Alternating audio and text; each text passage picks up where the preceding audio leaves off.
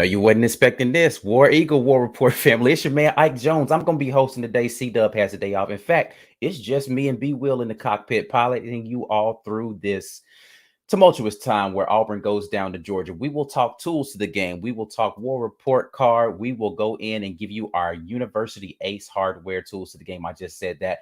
But you know what it is, man. Get your weight up. We're about to get into this. Tailgate is starting right now. You are now listening to a War Rapport Weekend Tailgate, brought to you by University Ace Hardware. It's your boy, I Jones. Be Will. C-Dub. Mike G. Get ready.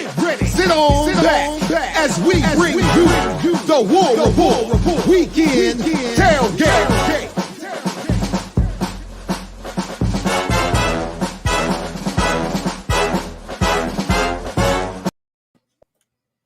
Everybody, War Eagle, everybody, we are here, man. The Weekend Tailgate. Be Will. Hey, man, it is what it is. We are lamenting the loss to Georgia, but everybody come on in here. We are here for the Weekend Tailgates. We're presented by University Ace Hardware. After having a little bit of time to reflect, haven't had a chance to watch the film very much yet because I was traveling most of the day. But B, how are you feeling after yesterday? I am at peace. I'm at peace because I feel like the first 6 games is what you need. We've had 2 road games. We played 2 quality teams, 2 teams that are actually good. I'm counting Penn State and Georgia in that. And now I know what we are. I feel like I know what we are, and that's a comfort because we came in assuming maybe we can be better than we were in these ways, worse in those ways. Now we know exactly who we are. Everything is still on the table, and this is it. This is where coaches make their money because they know what they have. We had a good idea, but now we know and they know. And there is no question that wide receiver is an issue, that some consistency at QB is an issue, that, personnel in the secondary is an issue. Now that you know that, what are you going to do to fix it? We've got 6 games left. We got a bye after this next game. Now everything is on the table. The SEC West is still on the table, especially after I can't even bring myself to say who won the game. I'm just going to say Bama lost the game. So the West is on the table. I am eager, and I have accepted that we have deficiencies, but what can these coaches do to improve our standing, to improve our team, to make these players better? Because we've seen some things that are a little discouraging. But now this is where coaches make their money. So I'm ready to see it. Yeah. Definitely a time to, we're getting to the halfway point of the season. It's obviously time to admit who we are, right? Like I think we have enough data to say who we are and who we're not, right? Mm-hmm. I think the frustrating thing for me, and this is a thing that I lamented with the previous coaching staff, was I still don't know that we have an identity offensively that we can say we are a team that does this other than drop passes, right? Like that seems to be our offensive identity, is that we are the team that's going to blow opportunities. And that's a very tough thing to digest as a fan of the team. But, we don't want to get too much into the terrible things. What I do want to stress again, and I said this on the post game yesterday, I had a great time meeting you all who came out to the tailgate. That was a lot of fun. It was a good time. I'm going to make sure I get all of the pictures and we'll post them to social media. If you have a picture with us from the tailgate, or if you just walked by and you didn't really want to stop because you didn't want to feel like a fan or whatever like that, listen. Hopefully we're trying to help you guys realize we're just a big family here. It was a good time kicking it with y'all. If you have pictures from the tailgate, make sure you send those over to us. I don't want to start naming people who were there because I will forget somebody's name, but I had a good time, had a lot of great conversations with some very faithful Auburn fans who were there and fired up, having a good time. So send those pictures. You know what the social media hashtags are. Get your weight up. You need to add us at the War Rapport on whatever platform it is that you want to do that. But yeah, man, let's go ahead and talk about what is next up on the agenda. And that is getting into these tools to the game. We'll get that kicked off. The University Ace Hardware. Tools to the game. All right. So, B, what are you feeling like, man? Tools to the game. What were the things that contributed the most, in your opinion, to the outcome we saw yesterday on the Plains? I think the most disappointing part were the drops. The most obvious part were the drops. I am not so down on Bo Nix because, similar to other parts of our team, I think we know what he is. And I don't think he's going to get much better at what he's bad at. Placement at times, decision-making at times, leaving the pocket too early because Georgia put some heat on him. So he was feeling the pressure and he wasn't as calm and decisive as he was versus LSU. So if I know what Bo is, I've got to look at making Bo better by putting people around him who can make up for some of those deficiencies. Namely, if you're not going to put it exactly where it needs to be perfect for the wide receiver, then I need wide receivers who can make something out of nothing, who can take incompletions and turn them into catches. Those wide receivers either A, aren't on the field, and we can speculate about that. We at the War Rapport have no information that tells us here's why Elijah Canyon isn't on the field, or here's why Xavion Capers isn't getting more snaps, or here's why Malcolm Johnson Jr. isn't getting more targets. We do not know. I want to know, but we do not know. Okay?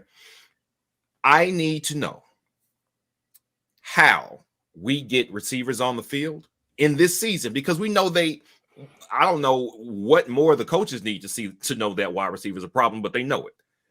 Harsin has obviously made a decision because when he was asked in the presser about why Canyon wasn't seeing more time, shout out to Mike G, he said, well, we play guys according to basically what they show during the week in practice.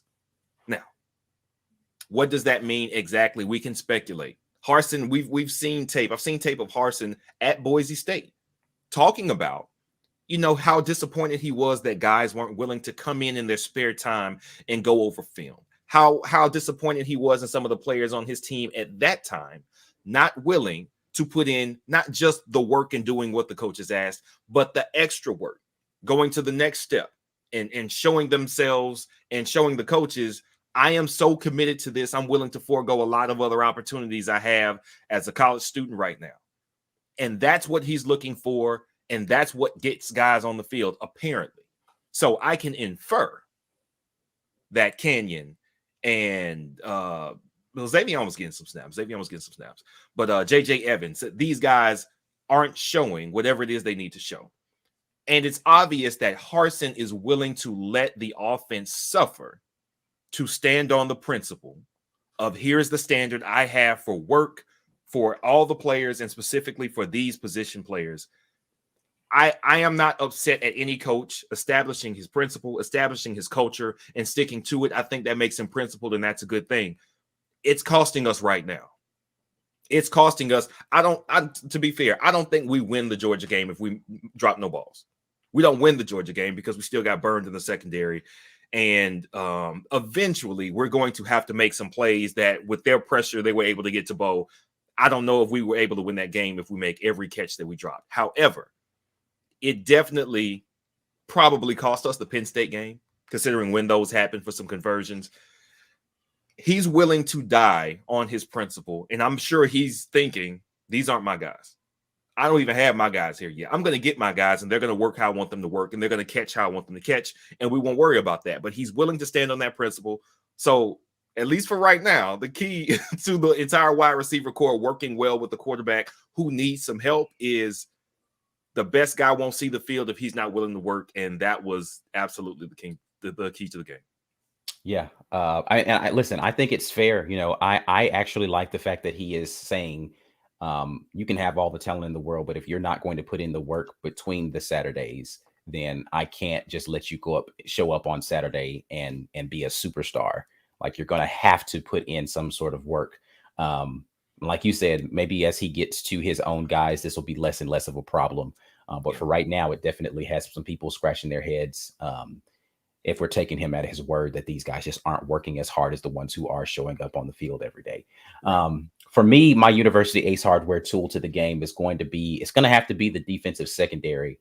Like we've got to figure something out on how to make teams, because listen, the pass offenses aren't going to get much. I hate to call it pedestrian because, let me give credit to Stetson Bennett. He made the throws that he needed to make for the most part during that game, right? So I don't want to poo-poo the passing ability of Georgia, but Georgia's not a pass team, right? Georgia is clearly a run-first team. They're a run-play action team. We're going to go up against some teams who pretty much all they do is throw the ball. Right, like we've seen that in Penn State. We saw that in LSU. We're going to see it again against Mississippi State. We're going to see it again. Ole Miss is a little more balanced, but they can definitely sling it with the best of them. We're going to see it when we go to Alabama, because Alabama can be either way, whichever one you want to do it. When they come to us, but when we play Alabama, I should say. But Bryce Young doesn't have any fear throwing at all. So there are some winnable games left on our schedule, but we cannot be consistently competitive if we are asking our defense to bail us out from bad defensive back play, whether that's giving up long touchdowns or just giving up long passes. And you're putting your backs against the wall, and then now your offense has got to produce more points because you're giving up so many points. I don't think that that's a recipe for us to win. We have to keep teams from scoring, because right now we haven't figured this offense out enough to be able to score a lot. So either the offense has got to get its thing together and score more points, or the defense has got to buckle down and give up less points. Either way, one of those two things need to happen, preferably both. But if we get both of those figured out, then that's a national title contending team. We're far from that right now. So for me, defensive backfield has got to play better. There's some finger pointing that can go around, but just overall, we've got to get the right mix of guys and the right play calls in there for those guys to be able to be successful. Shout out to Walt Taylor here with the super chat. He said, "Great tailgate, guys. Was great seeing you again, Walt. I think Bo doesn't trust wide receivers, and wide receivers don't have much trust in Bo." I think that's a fair statement to make. There's a lack of trust on both sides of that equation there. I think it's odd that the chemistry is so poor with the incumbent quarterback, right? Like, it's not as if the quarterback is new, or the only new receiver in that group is Demetrius Robertson, and he has probably the better rapport with the quarterback. So it's just odd to me that the chemistry is so weird with them. I know a part of it is scheme, right? The scheme is different. So everybody's learning kind of how to adjust to this scheme and actually play, adult football for the first time in their lives. So that contributes to it. But at the same time, there is an element of, you're throwing it, I'm catching it, right? Like, that doesn't necessarily change, regardless of whether, we're reading things differently between what we see on the defense and leverages and all that sort of stuff. A lot of the issues haven't been misreads. It's just been simply, when I throw it, you're not catching it. Right. And how do you get better at that sort of thing, of knowing who you can throw into that tight window to with this fastball? Where are the times where this guy's just not good at this kind of route, so we have to get a different guy running that route? Like, we have a lot of things we still have not figured out with this offense that are frustrating in the pass game specifically, and it's costing us games, honestly. Yeah, and this is the issue with continuity from year to year to year. If Gus's offense was, I'm scheming one guy open, he's going to be open, do it, and you're going to see him open because you know what to expect, then there doesn't have to be a reading of the defense. The quarterback doesn't have to do that. The wide receiver doesn't have to do that. The wide receiver just knows his route. He's going to run it. Either he's going to be open or he's not. In the case of a Seth Williams, a lot of times if he wasn't open, Bo Still's going to throw it to him because he has leap ability and stretchability. So he covered a lot. And again, that's what I mean by the wide receiver covering the inconsistencies of the quarterback. Because if my placement isn't great. You just have a guy that can get a wide radius, and he can get almost anything thrown at him. But even with that, Kobe Hudson wasn't getting a lot of number one reps. And if he was getting reps in practice, we know who Bo was throwing to: Schwartz and Stove and Williams. That's it. So a lot of this is brand new, not just because the system is brand new, but because these guys on the field right now didn't get targets from Bo in real game situations. All of this is brand new. And probably what makes it worse is that there's inconsistency at both positions. Like wide receivers are coming in and out because they're trying to figure out who they can trust to catch the ball and run routes the right way. And even with that, Bo has gotten pulled a couple times because of his inconsistency. And now we're constantly flipping it, which is why I thought it last year and the year before that, even while Gus was still here and we had Gatewood here. I don't think Gatewood's a good quarterback. But one thing that you always saw with Gus and Gus's systems is you put a guy in there, you let him do it, and just stick with him. Because eventually the habit of running the offense, it will become more second nature. You will get better at it from doing it. And you can get at least the best of whatever guy you've got in there eventually if you just stick with him. I think Gus hoped that would happen with Bo. It just didn't end up paying dividends. But this year, it's more complicated. There's more to learn. There's more to read. Both parts of the offense, the receivers and the quarterback, both need to learn how to read and identify. Changing parts out is the worst thing you can do. There has to be continuity in order for there to be improvement. Now, I get that they've got to figure some stuff out, and this is it. You had the Penn State game to burn. You had your first conference loss to burn, and it'd be to a cross-divisional opponent. Now, everything counts. Now you can still win the West. Nobody is unbeatable in the West. Everything counts. Are you going to buckle down and say, at least I know, yes, you, not you, you suck, and put the right guys on the field? Yeah. Hopefully they make that decision. I don't know what to expect. I don't think any of us know what to expect, but at least they know what we know now. Yeah, and I think that's the roughest thing that we have to deal with is that, and I said this last night, there are so many holes that we've got to plug here. Like, it's not just one thing. And if anybody's under the assumption that you just change out one piece and that's going to be, then the offense is going to be humming along, that's just not going to be a factual thing. Like, you know, I don't think TJ is the savior of this offense. I don't think, you know, having one new person rotate in on the offensive line is the savior of this offense. I don't think changing out the wide receivers is going to save this offense necessarily. I think we've got to figure out how to do all of those things. Now, we can get incrementally better in each of those things and get better overall, but there is a significant gap in either the, you know, the chemistry between those three things really, or the talent that exists at those places where people are playing just as hard as they possibly can, but they just aren't physically able to do some of the things they're being asked to do. I don't know if those receivers just have a case of the drops and you go put them on any roster across the country and they're not going to go into the game and drop those same catches from whomever, right? I don't know the answer to that because I haven't seen them play anywhere except for Auburn. I've seen some high school tape on them, but it's just bigger stages. People have different cases of the yips when they get in there in those situations. I don't know that if you put all world wide receivers in there that, you know, Bo is going to be better at completing those passes. Are they going to definitely catch those? I have no idea about that because, again, it seems as if it has become like this pattern thing where it's like, is it the way he's throwing the ball? I don't know, you know, and again, I get it. Everybody doesn't want to put any so let's throw the drops out of it, right? Let's not throw the drops into this equation. The other inconsistencies that pop up at quarterback, whether that's maintaining yourself within the pocket or misfires on the throws that you should be able to make or misreads of who should the ball be going to in certain scenarios. Does that change if you change the quarterback out? I don't know. And what I do know is Bo's more mobile. So if you put that guy who's more capable of reading behind an offensive line that's porous, do you get a better result? I don't know the answer to that, right? Like, there's just so many things where it's like, well, this, but this, but this. What I do know is in order for us to win some ball games, our coaches have a Herculean task in front of them to try to figure out how to get this group of athletes to be able to play at a level capable of winning SEC games against guys who aren't just going to lay down and give you a victory. Right. Yeah. So that's the case. That's what it is. Ton of work left to do. I'm going to go here to the comments a little bit and see if there's anything. Lisa Wise, I heard you were out there at the game. Didn't get a chance to see you. If you did come over there, I don't remember meeting you, and I apologize because I met so many people. But yes, definitely appreciate you always coming in here, jumping in. You guys are talking amongst yourselves a lot in the comments, and I get lost in how the conversation is moving because there's so many people coming in.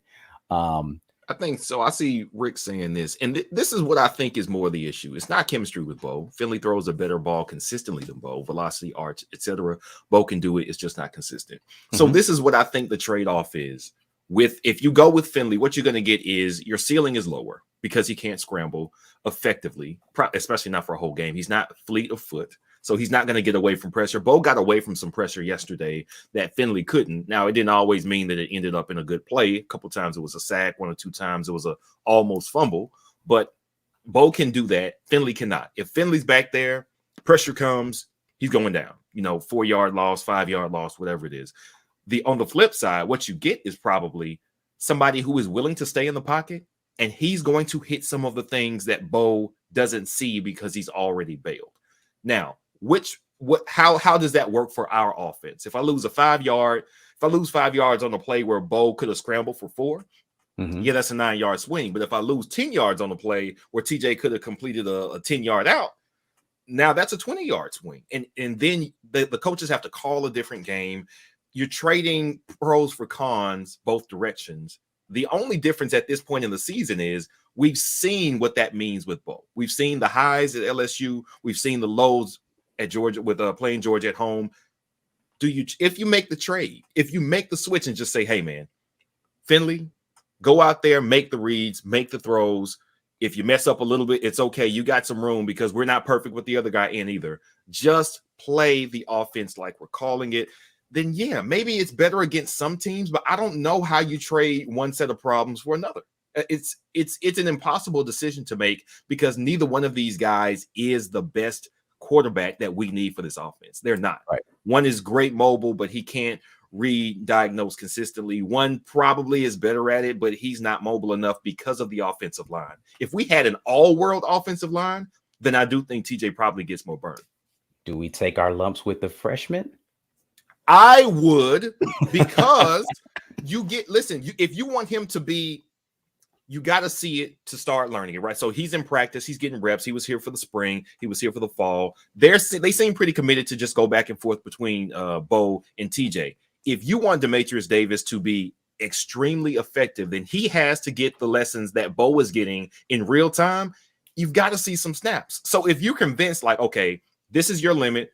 This is your limit. If I think Demetrius Davis might be a little better, if his ceiling is a little higher than both of these guys, put him in now, because let's be for real.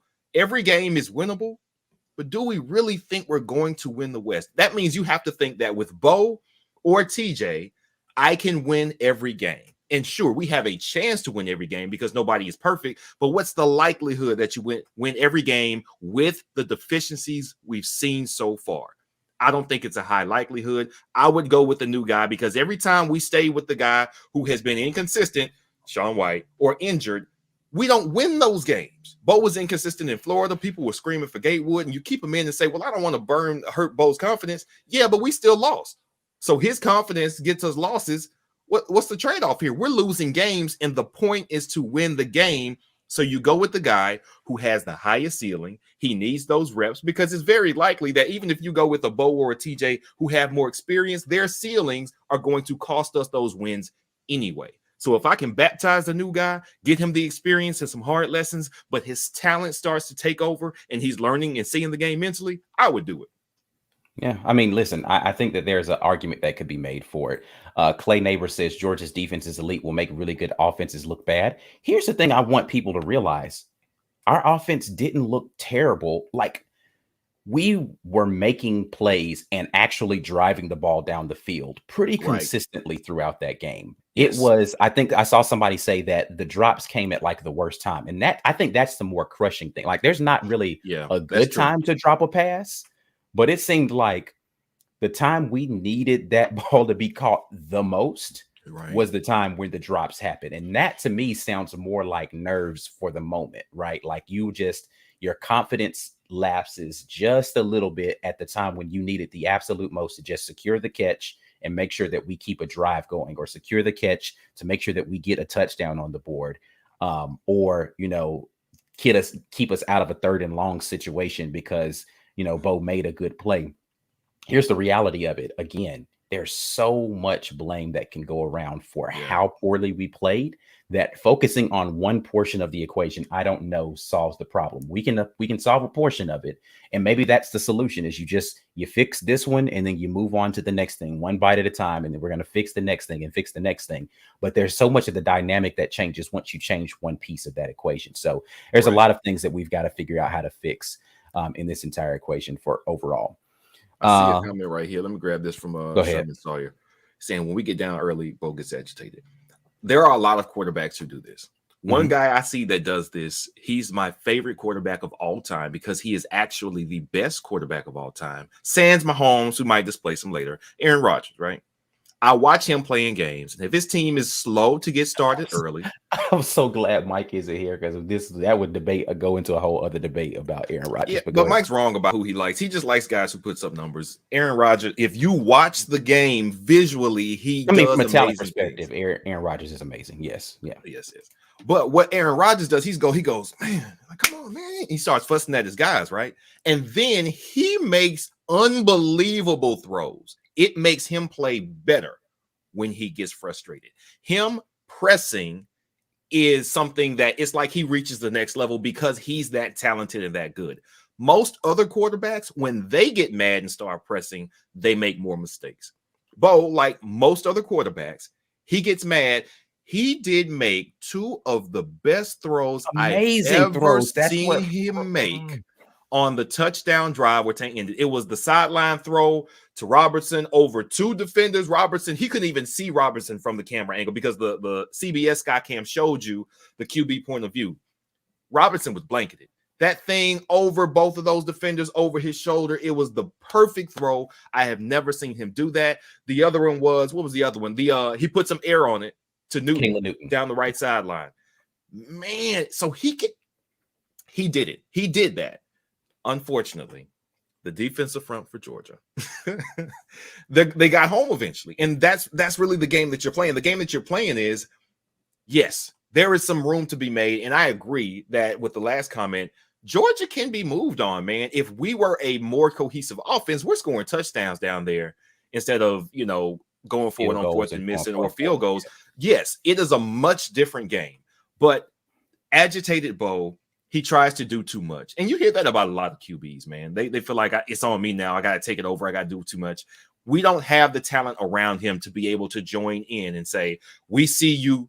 We're going to pick up some of this load too. Let's go. The talent is not around him for that. Yeah. Spencer Rattler just got benched last game just for doing this is like the third time Spencer.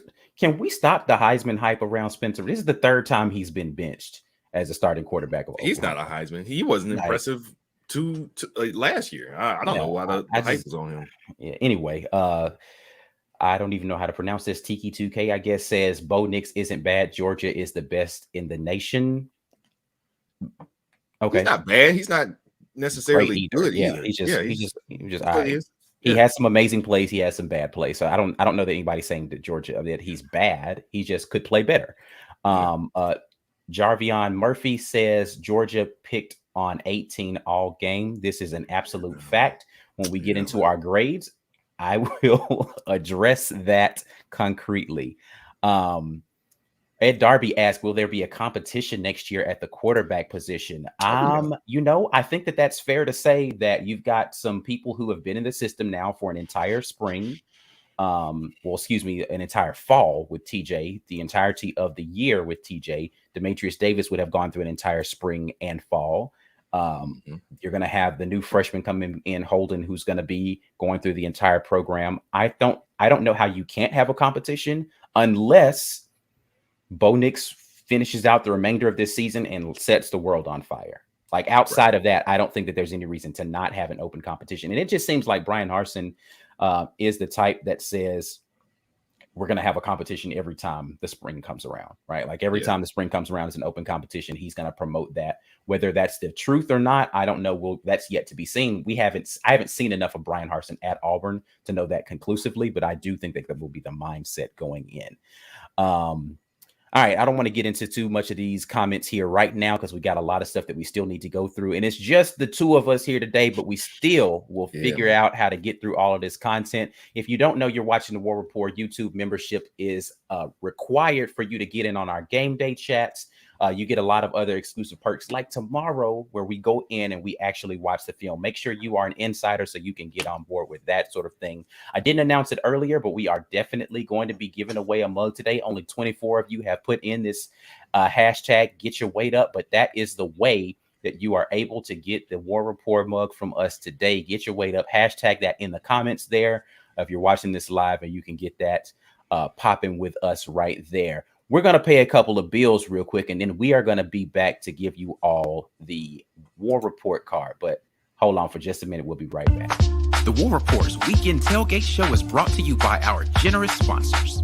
University Ace Hardware, located at 2101 East University Drive in Auburn, Alabama, right across the street from the Auburn Mall and next to the movie theater. For all of your hardware needs, Ace is the place. Our betting partner, BUSR. Bet with confidence at busr.com/report. auburnsports.com. For news and notes on all things Auburn sports, head over to auburnsports.com. And our giveaway sponsor, GWT2 Energy. If you want the best in the business at restaurant logistics, check out our friends at GWT2energy.com. If you are unaware, we are also on podcasts out there, currently just doing the Wednesday Night War Room on podcast, but hopefully going to be able to expand a little bit more. B. Will, tell them a little bit about this podcast situation, if you don't mind, sir. Yeah, what we're doing right now is we're taking that Wednesday Night War Room, and then that show ends like 9:30, 9:45 Central, and then I download the audio, and then I run it into my program, and I press a bunch of buttons and do a bunch of mouse clicks, and I say, process that. And that's just step one, and then I go to sleep. And what I do the next day is I take a meeting at work, and then I work on the podcast for 30 minutes. And then for my lunch, I work on the podcast. And then so that goes on until Friday afternoon. I got enough time, and I'm trying to post that thing for you guys by Friday at noon. Right now, it can get hectic. We're running late. We got shows to do. We got work to do. We got family. So it pushes us back. The best thing you guys can do is go there. Listen wherever you listen to your podcast, subscribe, leave us a review, not just a star rating, which we very much appreciate. Every 5-star rating, because it's mostly 5 stars, and we love y'all for that. But we need those reviews to tell people when they come and they see those reviews, man, this analysis, man, these guys really have a lot of fun. We love listening to it. Tell them why it's a good show, because that gets other people to subscribe and listen as well. And we want to get that up to you 2 days after the show airs. Hopefully in the future, the Weekend Tailgate will be on podcast. We'll have some betting segments on podcasts. We'll have building rapports on podcasts, but that takes us continuing to grow, and we love you all for everything that you're doing for us. So hopefully we can get you more podcast content in the near future. Yes, sir. Outside of that, I know we are going to be adding to the podcast. Well, I'm assuming we're going to still start putting betting with B. Will over on the podcast. Yeah, we're going to get that going. As soon as we got to get some more time. We're going to make it happen. Yeah. So we're going to try to get betting with B. Will there. So if you don't know, betting with B. Will is on Twitter now. So you make sure that you are following us on Twitter at the War Rapport to get all of your betting stuff from my man B. Will right here. All right. I'm gonna grab this super chat real quick, and then we will get into our War Rapport grades, our War Rapport card. Excuse me. Solomon Leverett, thank you for the super chat. Says, do y'all think a win or lose, which loss against Arkansas, will determine the direction for the season? I'll start here by saying the mentality of Brian Harsin from the very beginning has been 1-0 every week. So I don't think that he is trying to let players get up or down based upon one loss, one whatever, right? I don't know that each week really just is a different microcosm, though we've seen a lot of the same issues pop up week to week. What we have seen consistently, this is one thing I will say. Though Bo Nix's play has been inconsistent, one thing that has been absolutely consistent is drops from wide receivers. So we absolutely know that needs to change, point blank, period, regardless of who else is out there. One thing that we have seen consistently is the defensive backfield has had issues with making sure we're not giving up big plays, right? So 2 areas in which regardless of what happens at Arkansas, I think we have to fix those two things, or those two areas specifically. The offensive line, for all of the things that people have been down on them on, they haven't been terrible this year. They've been faced with ridiculous stacking of boxes because nobody believes we can throw the ball. So it's really hard to run block when you're 5 guys, 6 maybe if you include the tight end, 7 if they're going to be running the heavy package, to block 8 or 9. It's just difficult, right? It's not impossible. You can definitely still run on a stacked box. It's just not as easy to do that. So the offensive line, I think, is taking a lot of criticism unfairly. However, to answer the question more directly, I don't know that the Arkansas game specifically will have one of those catapulting moments for the remainder of our season. I think we just have to take it game by game right now, because how we show up game to game has been inconsistent.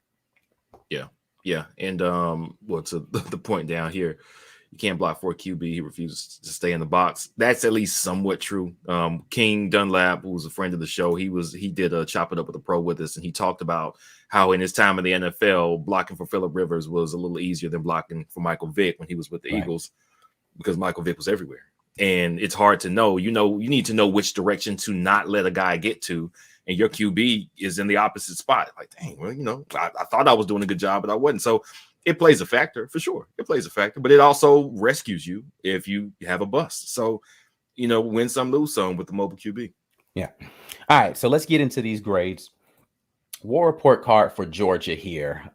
We will get things kicked off with talking about the overall coaching stuff that we saw go down yesterday. First downs, 22 for Georgia to 17 for Auburn. Penalty yardage, 3 for 60 versus 5 for 34. I feel like that's wrong. I need to go check that. I don't feel like Georgia got 60 yards of penalties in this game. Time of possession was in favor of Georgia. Third down conversion, only 5 third down converted by either team. We had more opportunities on third down. Fourth down conversions, Georgia only went for it once, didn't get it. We went for it 5 times, got it 3 of those 5. And in the red zone, they were 5 of 6. We were 2 of 3, one of those being the field goal and the other being the touchdown by Tank Bigsby. All right. So how are we feeling about how the coaches performed and what the overall coaching perspective was, in your opinion, sir? This leads to Walt Taylor's question, which is, he thought Bobo called a good game. Execution was lacking. I think the coaches called a good game on offense. I would give it a B+. When we can get into the red zone 3 times, we're not just talking about sniffing the 20, man. Like, we were inside the 10, inside the 5. Yeah. That's touchdown season. And we saw a lack of execution be what kept us from getting those touchdowns. So I'm going to give the game plan a B+. A lot of the things, and me and Ike were up on Friday night talking through scheme and strategy on offense, and how it's basically kind of like a rock, paper, scissors between offense and defense. All right, I got a guy here. If you put a guy there, then the other guy needs to know that here's what we do because guy A is covered. And we don't do that yet, but we saw them try to do it in the game, which is what was so cool. We're watching the game like that was it. That was the thing that I was just telling you that they were going to try to do and that they needed to do. They just couldn't do it. The coaches are coaching them well. We've seen improvements in Bo's game in certain spots because they've made an emphasis on, hey, man, stay in the pocket, read this, here are your keys, do that. And when he wasn't doing those things, they pulled him because he wasn't doing them, and it hurt the offense. They were holding him back some. I absolutely believe that before LSU, they were coaching Bo to stay in the pocket, make his reads, anticipate, and make those types of throws. They've been coaching him from a fundamental standpoint. They have been coaching a professional offense, or like I said earlier, an adult offense. It's not an easy thing to pick up. Right. And we're seeing the lack of execution from wide receivers, from QBs, and even in some cases from running backs, even though it's not they're by far the best part of the most consistent part of the offense. But we have seen coaching differences. The fact that the tight ends are more involved in the game and they are being productive. That's a coaching difference this year. In this game, we had plenty of opportunities to keep it close. Again, I'm not saying we would have won that game, but I don't think the game plan was the issue by far. I think it was mostly execution. So I say B+ for the coaches. Yeah, I think I'm going to go a solid B on this one. I'm tempted to go B-. The only thing that even drags this score down for me is I'm still not convinced And I heard what Brian Harsin said in the presser, that we have the best guys on the field. And that's a coaching decision, right? But as far as the game plan is concerned, I don't think we had a bad game plan for Georgia. Like B said, I don't think we executed that game plan particularly well. Normally, when you get down inside the red zone, you're like shaking your head, like, why would you call that play? I don't recall doing that at all in this game. We got down in the red zone. I liked the play calls. I hated the execution of the play. There was just what was it, like a fumble snap one time where it was just like there was just little things over and over again. Yep. It was, the situation of Shanker, whether you want to call that a drop or a poor throw, that's execution.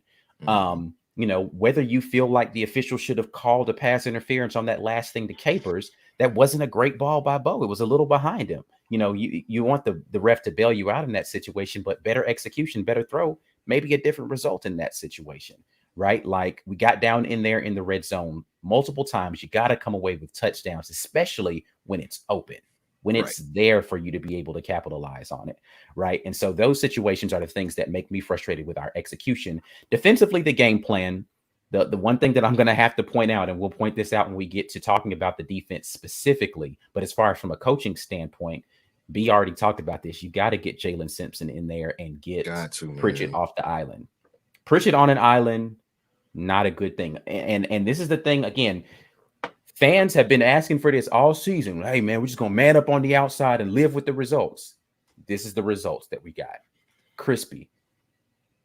Pritchett out there looking like Burt Bacon, because he got absolutely taken to task by the same dude multiple times, right? And so you've got to play better in those situations in order to make sure that you're going to. But so from an execution standpoint, I don't hate the game plan, right? Like, you want to be able to leave your guys on an island so you can commit more guys to the run to make sure that you're able to stop that. They didn't let the tight end go crazy this game. That was going to be one of the things that I talked about earlier before the game. Like, hey, we've got to stop that short slants that's coming from either the slot receiver or the tight end stop routes and stuff like that. I think we did a fairly decent job of defending the tight end this game. I mean, it could have been better, but I don't think the game plan failed us. I think the execution absolutely did. Yeah. All right, so let's move on then, and let's talk about the offense then. Offensively, 78 plays for 318 yards. This is combined passing stats for both Bo Nix and TJ Finley here, 24 of 43, 272 yards, 29 rushes for 24 yards. We have not rushed the ball, I don't think, for more than 30 yards in any of our actual, like, Power 5 games yet. So, and then which we can talk about that from an execution standpoint. You mean more than 30 times? Yes, more than 30 rushes. And the one turnover, of course, that was the tipped pass, Sean Shivers, and intercepted by the Georgia linebacker. All right, so what are we feeling like for a score on how our offense played?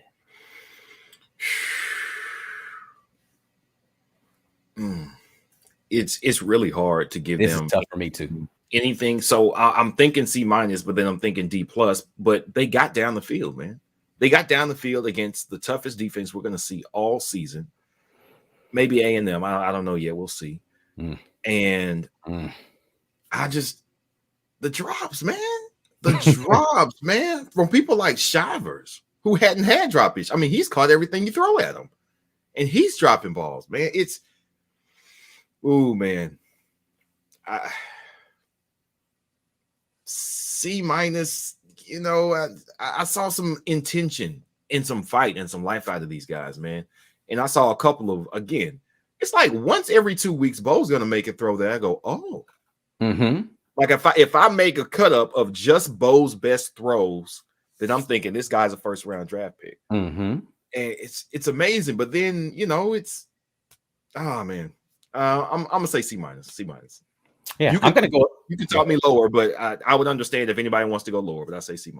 No, I'm actually gonna go solid C on this, because I think, but from the time that we got a kick in our hands, whether that is a kickoff or a punt, to the time that we got close to the red zone, we did fairly good. Like, I'm not gonna say that the execution was great all of those times, but the interception, again.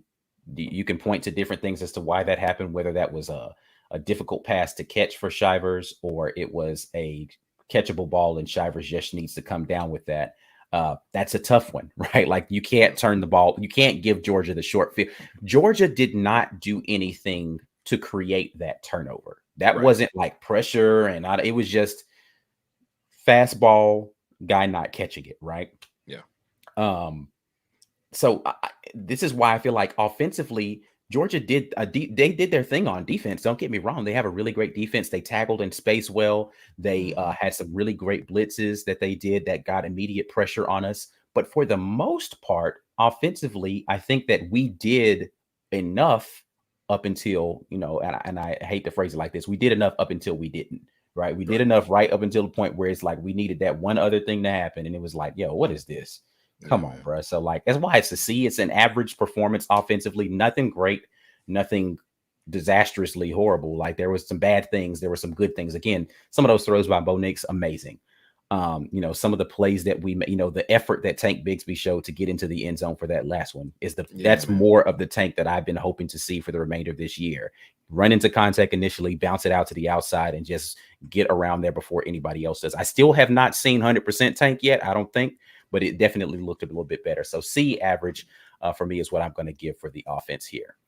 Yeah. All right, let's go to the special teams play.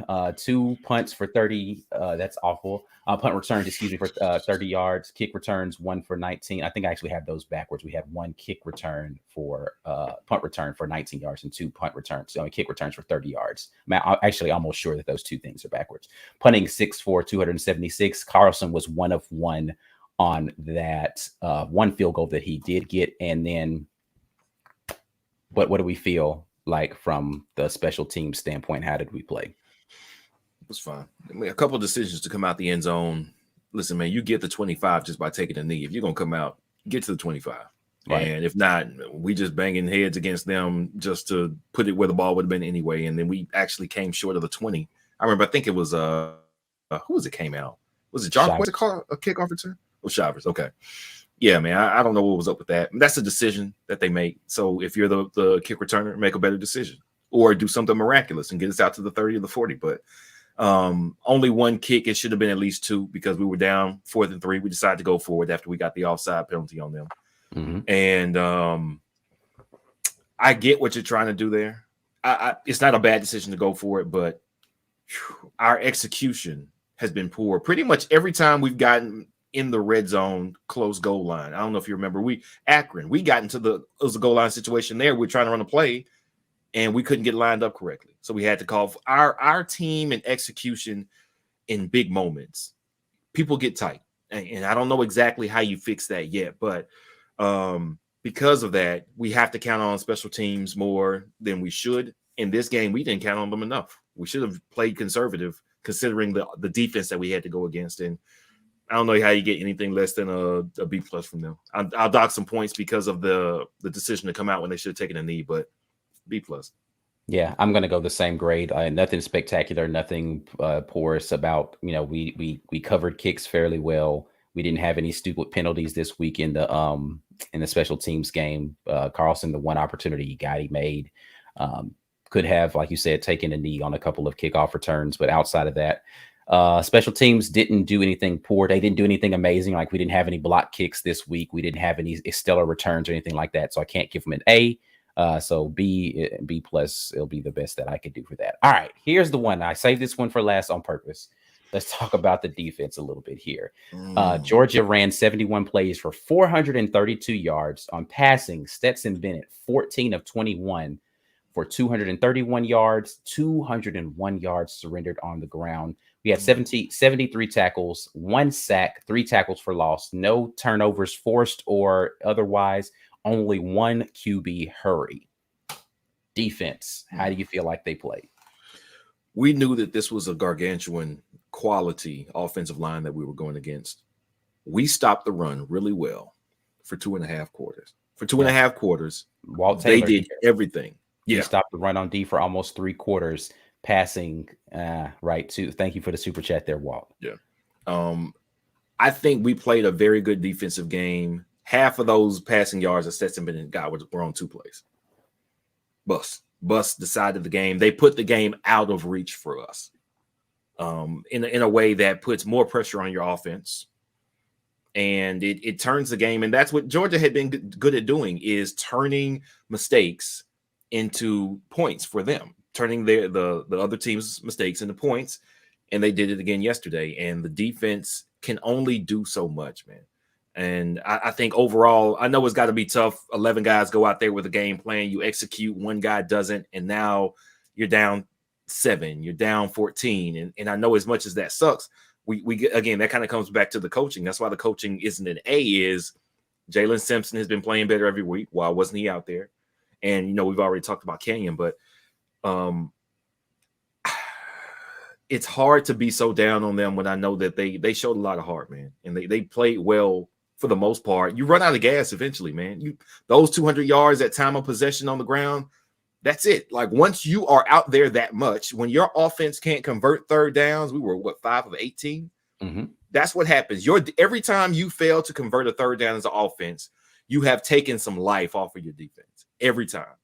And it builds up into the third quarter, early fourth. If you're lucky, you're done. Your defense is done. We saw, I mentioned it last night on the post game. We saw the best tackler that we have had here in the last 5 years, at least, square up for a loss on a tackle and just melt off the guy. The guy runs in for a touchdown. That's it. That is not because Zacoby McClain is not as good as we thought. He is awesome. He is fantastic. Your body can only give you so much. Your offense's responsibility is to keep you out of that situation. And because they melted late, I'm not holding the defense on that completely. I say I like a solid B for the defense. Solid B. Okay, I'm gonna go C+ for the defense. I mean, I hate to give. Listen, this is a group assignment, unfortunately, right? And so, when you have certain things that are not being done, let's start up front, right? Against the run, pretty good. Against the pass up front, it was hit or miss, right? Like, I think that. Let me do this. While we're saying all of this, I still have to give a ton of credit to the Georgia coaching staff for the game that they called, because Stetson Bennett is not a runner, but the times they chose to use Stetson Bennett as a runner purposefully in the play calling were masterful. They had our defense off balance all night because, and again, that's not a defensive scheme problem, right? That is defensive players getting locked in and saying, we got to stop the run. We got to stop the run. We got to stop the run. They're crashing downhill on the run. This time, Stetson Bennett keeps it to the outside. Stetson Bennett played a wonderful game. He made some passes that looked like NFL caliber throws out there, when he needed to. Now, he also had that stuff that was erratic, but like, what quarterback doesn't miss every now and then? Yeah, he has some erratic throws. Yeah. I mean, you're not going to be perfect on anything that you do, but he made the plays that were there for him to be able to make more often than he did not. And it wasn't one of those situations like where Penn State, even though I still give full credit to Penn State, it wasn't Jahan Dotson going out making unbelievable catches to save some errant throws. Right. They were just throws that were on the money when they were supposed to be there, right? So I don't think the Georgia wide receivers did anything amazing other than McConkey, putting Pritchett in the hurt chamber, That boy got flambéed. It's all right, Pritchett, man. We love you, man. Keep playing hard. Get better at your craft, man. But other than that, I don't think their wide receivers did anything amazing in this game. But good play calling, good execution on Georgia's part, on our part. And like you said, eventually the defense just kind of wears down just because you're giving them too many opportunities late in the game. You saw them start to just kind of lean on us in that run game. And if they had their druthers, they would have done that the entire game, right? They would have just leaned on us because that's what they did against Arkansas, right? They were just like, y'all can't stop the run. We're just gonna keep running it. But I think overall I'll have to give it what I say, C+. Yeah, C+ for this defense. Walt Taylor again here. Our D plan was to make Bennett beat us, and he did by the ground and air. Absolutely. The defensive game plan was to say, all right, cool. Stetson Bennett, game on. You're going to be the guy that's going to have to beat us. And that's exactly what he went out there and did. He went out there and I ain't going to say single-handedly because they had to block us up and all that kind of stuff. But Stetson Bennett did his thing. I didn't get to the defensive backfield, but again, we already kind of talked about that a little bit. We just have to be better and more disciplined. I have not watched this film again. I know on the first long pass, it was an out and up move that got Pritchett. Pritchett just bit on the out trying to jump that route, and he just was super undisciplined. And when they made the up move, and that's one of those things where your pass rush has to help you make the quarterback inaccurate. You shouldn't have enough time for a guy to do a 10-yard out and then an up and still be able to get an accurate pass from your quarterback. Your pass rush has got to help you out in those instances. So kudos to Georgia. I think that they had a max protect on right there. So they knew they were going to take that shot. And they were just like, all right, if they bring people, Stetson, just hold it as long as you can and make a good throw. And that's exactly what he did. They left Pritchett on an island. And again, he was looking real lonely out there. But the other one was just kind of a straight post route. Like, I don't know that they did anything fancy. He just was toast from the line of scrimmage. And I think he even had a cushion, which is even worse. It's like you were in trailing this dude after about 15 yards upfield. Where were your eyes on that play? Because this dude didn't even give you a move. I haven't seen that play again, but I do want to go see that play again to see kind of just what was the deal there, because there was no safety help over the top. And he just got absolutely toasted. So C+. I see this is a thing that I do want to make sure that we point out. Missing those guys absolutely hurts. Rotation along the defensive line. You don't have as many bodies up front without Moultrie in there, who has had a fantastic season up until this point. Papo not being there, being a key defender against the run, as well as one of your better linebackers and just being flexible sideline to sideline. And then Smoke Monday is one of the better run defenders that we have. So late in the game, a lot of those kind of quick pop runs that they were doing to the right side, that's normally where Smoke is going to feel down on those. So definitely a lot of things that we could have done better. But again, Georgia, I said this last night, I'll say it again. I think this was an instance of a better team winning a football game. Georgia just they were a better team, and they proved it out there on the field. Anybody who feels like Georgia didn't prove they were a better team. Now, they didn't prove that they were leaps and bounds better than Auburn, right? Because we had self-inflicted errors, but they did prove that they are a better football team. So one thing that I want to acknowledge was that execution is our biggest issue. We do not have the talent to stack up to Georgia. We talked about that on the post game last night.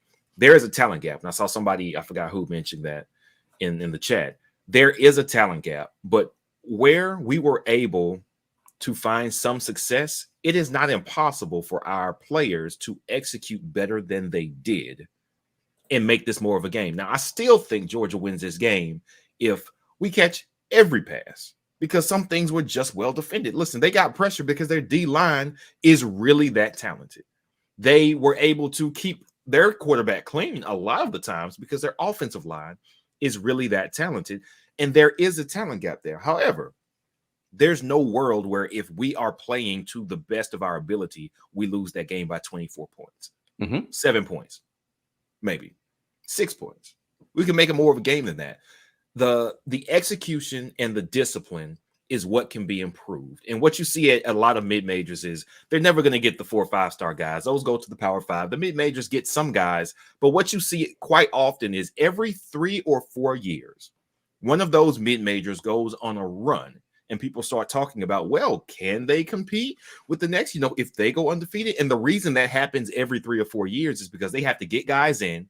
They have to physically get ready. And after 3 or 4 years in the system, they're juniors and seniors, and they are disciplined and they execute because they have a good head coach. And that's when they can run the table in their conference and start to challenge some of the Power 5 schools, some of the weaker Power 5 schools. But that takes time, and that the coach has to be a good coach, and you have to get those players in your system consistently for 3 to 4 years, and that's when you see it start to turn over. So even if we just got the talent that we got right now, and we don't have a whole lot of 5 stars, it's still possible to play better than we have been playing so far this season. Yeah, and a lot of those instances, it's like 1 or 2 like mercurial talents, right? Like that. Yeah. That had opportunity, like you said, to learn the system and get a little bit better every year. I think that the difference in those teams too is just that they don't have the same gauntlet that they have to go through. Like, yeah, you can beat a Power 5 in an upset once a year, right? But can you beat 10 straight Power Fives. That's it's a different it's a proposition. whole different proposition than when every week you're playing top talent, as opposed to one or two times you have to get up for a game and you have actually having to do that. But to your point, the system being stable over years, coaches handpicking guys that fit their system, putting them in positions to learn and get better every year is what produces good talent. And then the programs that aren't just flash in the pan, I hate to throw shots at anybody, but I actually don't hate to LSU, who are out there and they have that mercurial talent, but then they're not able to replenish it. The difference between the LSUs and the Alabamas of the world is we just reload those guys every year, and we might be down for a year, but we're going to be back up for another 3, as opposed to we're going to be down for 10, 15 years, and then we shoot up and do something amazing, and then we're back down to the doldrums again the next 10 years, right? So that's a difference between a lot of those programs. Cleveland Brown, thank you so much. We're going to have to raid the portal for offensive tackles. Absolutely going to have listen, everybody who's been talking about how poorly we're doing with our recruiting, I have to remind you, the transfer portal is your saving grace. You have an opportunity to go and get guys. Echo Leota has been a great find in the transfer portal. He's been out here doing work for us. I am so glad that he found his way onto this team. Marcus Harris has been a great find in the transfer portal. I'm glad he's been on this team out there doing work for us. Tony Fair out there doing work. He was making those stops. When they would stop trying to run the middle, Tony Fair was holding it down for a good chunk of that first half. None of those guys were originally recruited to play for Auburn. Somebody else landed them. They went out there and did work at that other school. They came back to Auburn in the transfer portal. We have an opportunity to erase some deficiencies on the team just by doing a great job in the transfer portal. Now, we do need to get the young guys and groom them, all that kind of stuff. Not saying that that's not, but as a short-term stopgap, you have the transfer portal that you can be able to do that. Now, we have absolutely missed on some other people in the transfer portal. So don't let me make you think just because you get a guy in transfer portal, he's going to be amazing.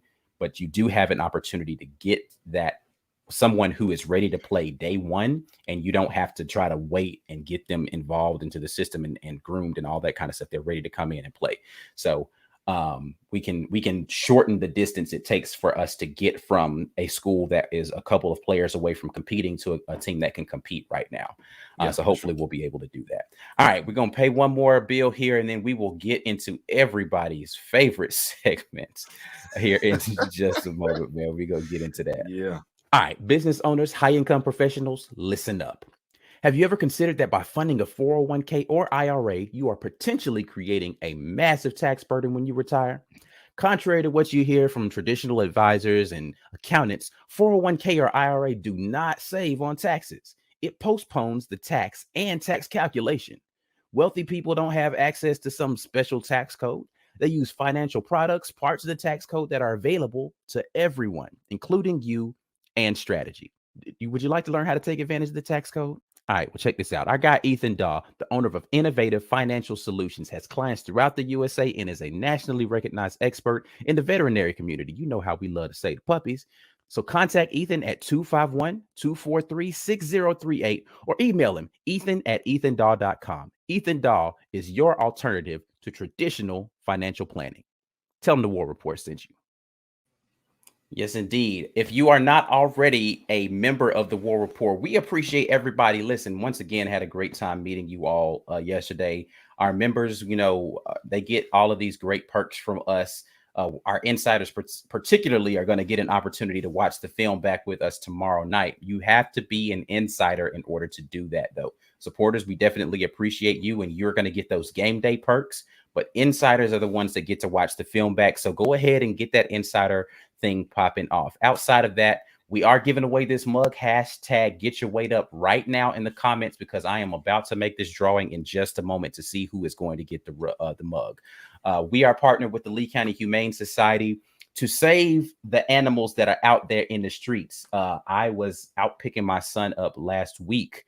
I don't live in Lee County, but I was out picking my son up last week. And there's like a whole family of dogs that's just running around outside the school there. And I'm just like, hey, man, somebody need to come get these dogs good home. So I'm just like, what's going on?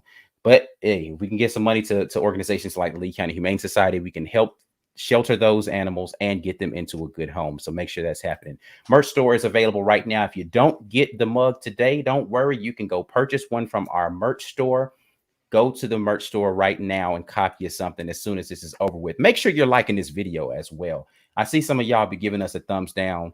That hurts my feelings a little bit because I'm like, what did I do to you? I don't know what I did to you to make you just hate my content so much, but it is what it is. But y'all make sure y'all get in there and do that. We're about to get this giveaway jumping off here. And I have to say, this has been one of the poorer showings from. Have we not been pushing it hard enough? I don't know. You know what? Let me jump on my YouTube and get my weight up because I would love something for free. Yeah. So 74 of you 300 plus people in here are hitting that hashtag get your weight up. I don't know, man.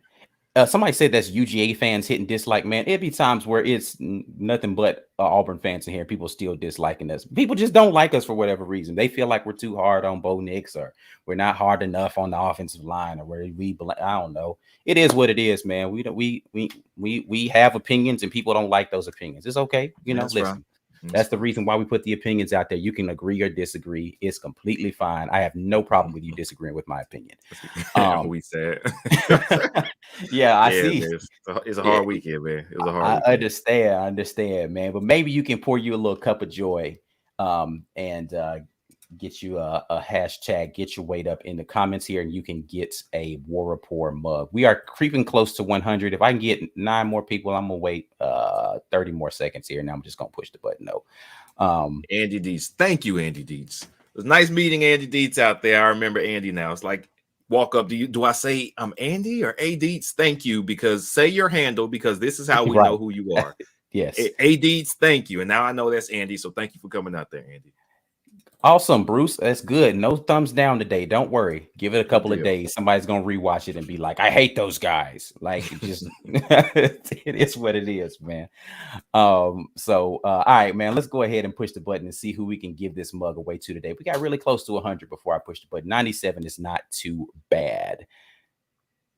Hey, Richard Oliver, definitely remember you in the band uniform, man. Appreciate you coming out. Yeah, man. Look at that.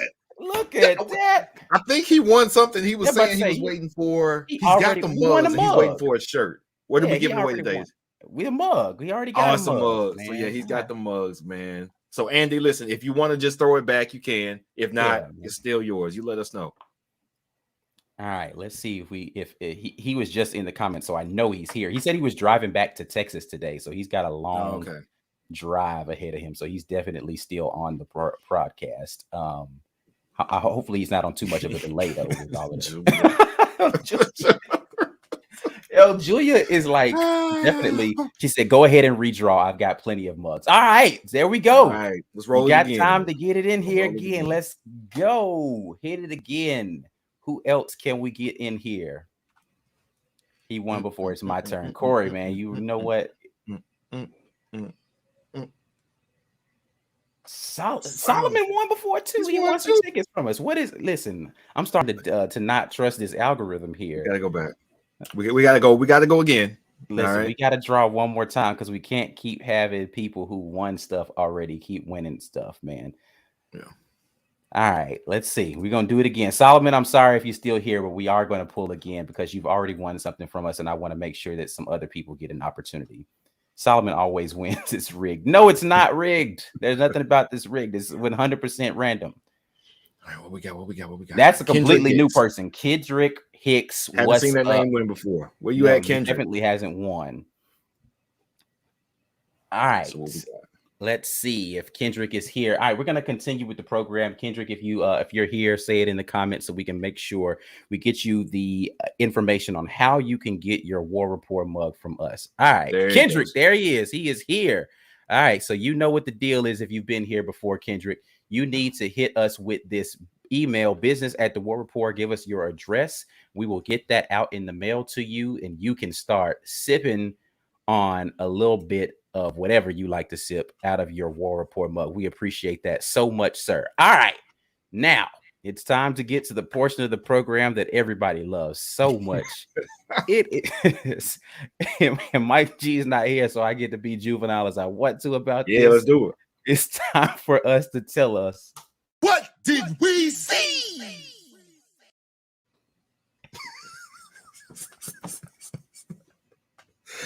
Oh man, I want, you know what, some major outlet's gonna pick us up one day and we're gonna get paid so much money to be this childish. That is the dream.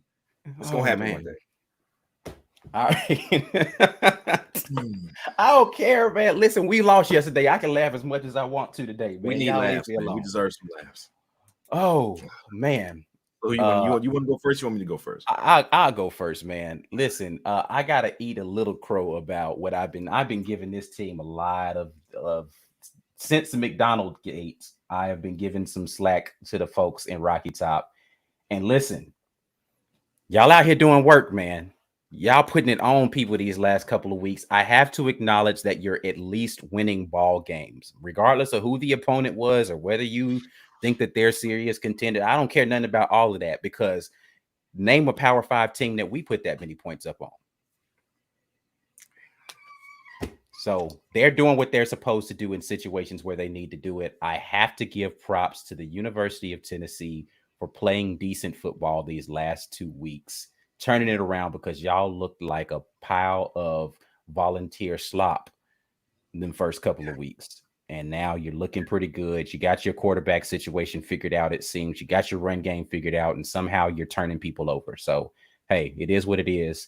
Tennessee, props to y'all for getting it in. And yes, I'm going to do it again. What did we see? Well, it's time. I'll be damned. He did it. He went out and did it. After looking pedestrian against two teams that they should have at least been competitive against, he beat the best. Well, you know, let's not get too far ahead of ourselves. We can't say that's the best team in the division yet. Bama was looking suspect, then good, and now they look so beatable now, obviously. But Jimothy, you did it, man. You talk big trash and you backed it up. That's the bigger part of it, bro. Now, let's be clear. You're still not worth what you're getting paid. Gus Malzahn managed to beat Nick Saban. He just got an extension, bro. Like, they're going to extend him again. He's going to be the new Gus, is what I think, which is, hey, look at that win I got. Nah, you can't get rid of me. Everybody was talking how Jimbo deserved to go. I mean, they were never going to get rid of Jimbo. But he proved his point. He backed up his trash talk. And as much as I know that, what's his name? Mike G. Mike G hates when players taunt, right? He hates when players taunt. He hates when, you know, the smoke wagging the finger in the game. And I don't mind any trash talk as long as you back it up. The entire 2015 NFL season, when Cam Newton was on that crazy run and he was dancing and dabbing and all the players were all upset because he was celebrating in the end zone. Who cares? Stop him. Denver stopped him, and then they mocked the hell out of him. You earn the right. Hey, now we shut you up. That's how you shut somebody up. Same thing with baseball. If I hit a home run, if I want to do backflips from third base to home, cool, you should have stopped me. Don't throw me a pitch I can hit out the park. Jimbo talked the talk, then he walked it. I have to give you props for that. Good on you, sir. And I still think they lose at least 2 more games. Yeah, it is what it is. I wanted to grab this chat here. Oh, I lost it. No, I didn't want to do that one. Where is it? Oh, this one is specifically for everybody who thinks that Auburn has the worst fans that don't support their team. This is a real thing, that there are Alabama fans who don't think Bryce Young is a good quarterback. They just he's scared. And I'm like, there he is. What football game are y'all watching? He's actually under the type of pressure that our fans talk about Bo being under on a regular basis. He was out there getting slam danced Yes, last and night was against Texas still A&M. making accurate passes under that type of pressure. His receivers dropped some key passes, man. They got problems, but the problem is not quarterback. Yeah, It is not. I don't understand how like they want to fire the offensive coordinator. I saw a bunch of Bama fans just going nuts yesterday about everything because they lost one football game to a talented team. Now they're just ready to clean out house and everybody's got to go. Yeah. And they Well, talk about Ed's Auburn asking fans being terrible. would I see SEC teams scoring above 30? Can we do that? Honestly, Ed, I doubt it. It's going to be difficult for us to score 30 on anybody the way that we're playing right now. Mississippi State's defense is decent. They're good against the run, which is bad for us. A&M's defense is legit. We've said that every week. Every week we come here. Real. Super real on defense. South Carolina's defense is good. I don't know about great, but they're good. Tennessee might just have flipped the switch and found something here. Who else we got? Arkansas's defense is at least good. Ole Miss, maybe. I think we got a best chance to score 30 against Ole Miss at home. I think that's a good possibility. Everywhere else, it's going to be tough. Yeah, it's going to be the remainder of this season is going to be just really about guys stepping up and saying, you know what, enough it is, right? Like receivers, I don't know what y'all need to do. You know, this ain't, I'm not Mike G, so I'm not going to give you some motivational speech. You need to get your stuff together, bro. Like just point blank period. Look, because listen, I've been to the press box and watched the pregame warmups a lot. You know what I don't see during the pregame? What's that? A bunch of receivers dropping passes. when there's no pressure on them, they're doing amazing. Who's throwing it though? Are they getting it from a backup QB or a coach, or is it from both? They're from Bo and from Finley. They're doing it from both. So both of them are taking rotations, throwing the ball to guys, and they're catching it. And I'm just like, I would expect for people who drop the ball so much in the big moments that you would be dropping them in the warm-ups, right? Because you just can't catch, right? Like, oh, you just can't catch. No, it's the pressure of the moment, which is why I'm going to go back to the comments of Coach Harsin that says the guys who practice better are the ones that are going to play well. To me, it's got to be more than performance in practice. It's got to be effort, right? Like if you're giving more effort in practice, where like you're showing up with the right attitude at the right time and like you want to be there, yes, you need to play if this other guy is not doing it. But if you're just not practicing well, but then you're playing poorly, like I mean, if you're practicing really well, but you're playing poorly, at some point in time, we got to flip this equation and say, listen, you're a great practice warrior and you out here giving people the business in practice. But when those lights turn on and whatever stadium across the SEC happens, you are not showing up for us. Right. We got to get the guys out there who are going to show up when the lights are on. And I think that puts onus to me for the guys who are not getting the playing time. If you are a wide receiver or a defensive back who has not seen the field and you just heard your coach say that, we talk about coaches may or may not be giving messages to players via the press conference, right? We talked about this a lot preseason, whether or not coaches deliver messages via the press conference. If you've heard him say that the reason your play time has suffered on Saturdays is what you're showing Sunday through Friday, I expect from today up until Friday that you are going to be over the top doing everything that you can because you know the guy who's been in the game ain't getting it done.